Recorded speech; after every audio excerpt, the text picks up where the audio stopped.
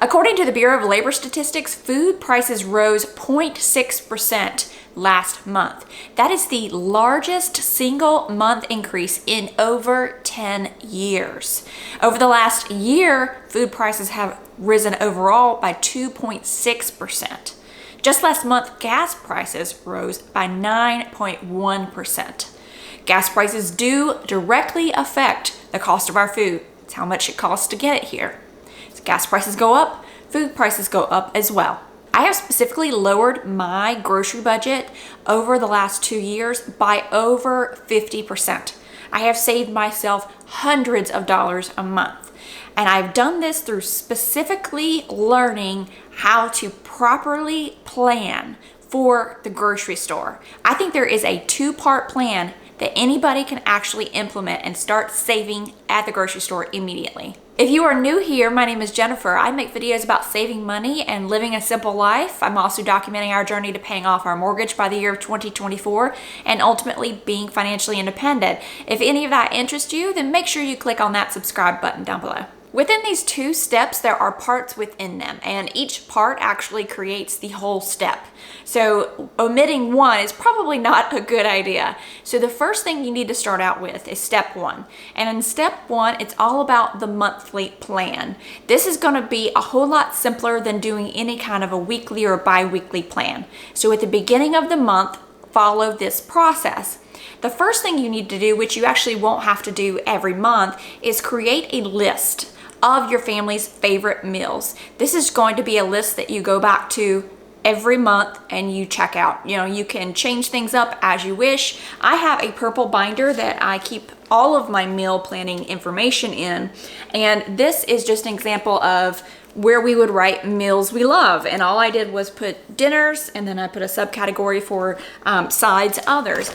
And then I write it in pencil, and you have a list of everything that your family loves. That is the first part in this step because you're going to refer back to that list every single month. The second thing you need to do is clean out your fridge. At the beginning of the month, start with a clean slate. Now you can also do this a couple days before the beginning of the month, which is usually what I like to do. So the 30th or 31st of the month, clean out your fridge. Get rid of anything that has spoiled, and then you will actually see what you currently have. Now the next step after that is to clean out your pantry. You want to organize your pantry and see what you currently have. You're going to get an inventory of your pantry. The next step you're going to do is print out a monthly calendar. Now you're certainly welcome to just use a calendar that you already have. I prefer these paper versions for our food calendars because nothing else goes on it. It is almost like a menu back when you were in school. You know, you had the monthly menu of what was going to be served. That's what we have, and we put it up. We always know what's on the menu. Now, from your fridge clean out and from your pantry organization and clean out, you're going to easily be able to determine foods that are getting ready to maybe go over as far as not being good or are almost at that perishable moment.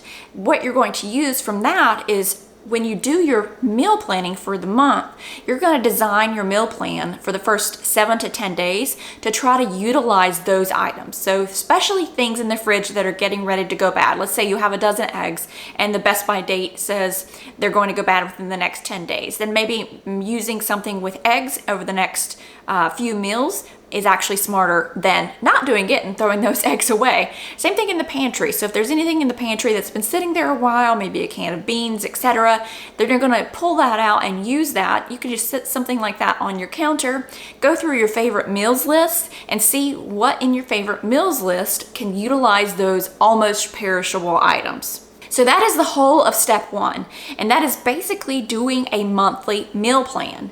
Now, you're kind of doing it backwards. You're not just writing anything that you want onto the plan. You can at the end of the month, that's fine. But at the beginning of the month, what you're trying to do is utilize anything that was left over in that fridge and in that pantry. That is definitely going to save you money when you're looking to, really cut back on your budget. So and it's also going to reduce waste, which is a big thing that's happening right now. So step 1, doing the monthly meal plan. Now step 2 is your weekly planning. So This is still a very important thing to do. Preparing your shopping list may sound really easy, but there are some key things to remember and think about that are also going to save you money at the store. Obviously, you should bring a shopping list. Not having a shopping list can make you come out of the store with who knows what. You're going to forget something that you thought you needed. You're going to get plenty of things that you just decided you wanted at the time, and probably not end up eating a lot of it and it going bad and you wasting it, wasting money and wasting the food. So when preparing for the week, what I do is I pull down my calendar from where it sits, and then I pull my recipe binder. This is also my recipe binder. So this is where I have my calendars, this is where I have meals we love, and this is where I keep my recipes as well. So it's easy for me to get to.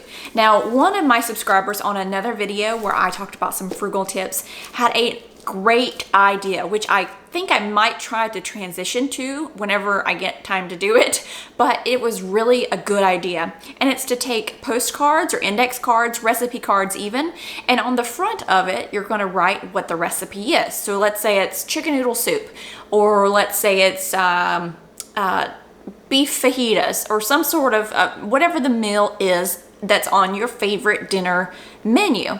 And on the back of that card is everything you need for that recipe. I think this is actually a really fun thing to do and really extremely smart, because you'll have it all in one binder and everything you need, the recipe and everything's right there. So not only can you reference it when you're doing your monthly meal planning and then subsequently doing your weekly planning, but then you can also reference it when you're doing the cooking, or if you're not there and somebody needs to cook it for you, another household member, then they have that recipe. It's all in one spot. Now, I only keep things here that I need recipes for. I don't use recipes a lot. I'm not that type of a cook. I am the type of a cook that, well, first of all, my last name's Cook, so maybe that's the type of cook I am. But basically, I just throw things around in a pot. I take a recipe and I tweak it and I make it my own. I do not like to cook by certain directions, but there are some things in here, especially baked goods, because I'm not good at baking. Baking's more of a scientific thing where you probably need to be a little bit more exact, that I keep in recipes. But that is a good idea, and maybe I'll do that and film how I've taken some of my recipes and converted them to that card system. Let me know if you'd be interested in that. So again, what you're doing is you're pulling your calendar and then you're pulling your recipe book or your recipe cards. And from there, you're going to determine what you need to purchase for the week. You've got your grocery list. For me, I am very strategic when I am writing out my grocery list. I have the categories, okay? I have produce, I do a fridge, which is refrigerated, obviously, and the freeze, and then other, and that's going to be anything else. That's going to be even just toiletries, but any dried goods or anything, usually in the middle aisles. Now, from there, I write down what I need to go with the recipes. However, the first thing I do when I pull a recipe is I check to see if I already have an ingredient for it. So before you write down an ingredient on your list, unless you already know that you don't have it, make sure you check. Go back to that pantry or to the refrigerator and see. If something calls for a can of black beans, go and see if you have a can of black beans. If something calls for a yellow onion, do you already have one yellow onion? If not, then obviously you know to go ahead and put that on the list. This is going to keep you from buying duplicates. So from here you have a complete list, but you're not quite done yet. Now what I recommend you do is check your grocery store's weekly circular. See what correlates to something that maybe is on sale. So again, if you are looking for that can of black beans and you see that the black beans are actually on sale, that is great. So maybe you ensure that you get that brand because it's the best deal. Now, one of my other tips that I've talked about before is if you are still within budget and something is a really good deal, go ahead and buy one for now and then one for later, or a couple more for later. That way you could stock up. And then when you do your inventory for the next month, you'll see that you already have extras of that. But if it's a really good deal, you might want to stock up if it's still within budget.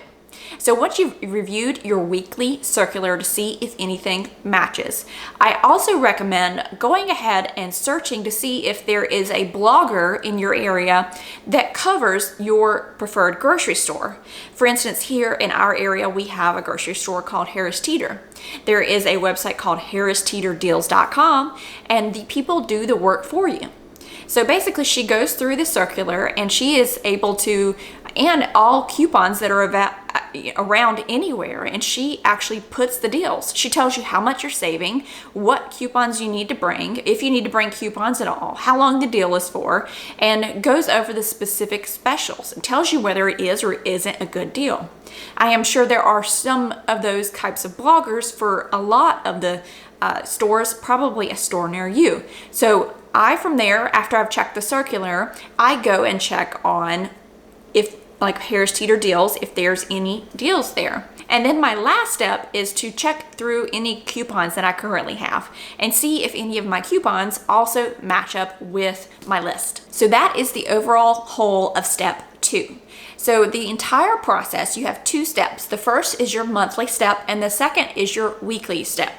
Within these 2 steps, you can see that you are being very strategic and very planned with your grocery budget and list.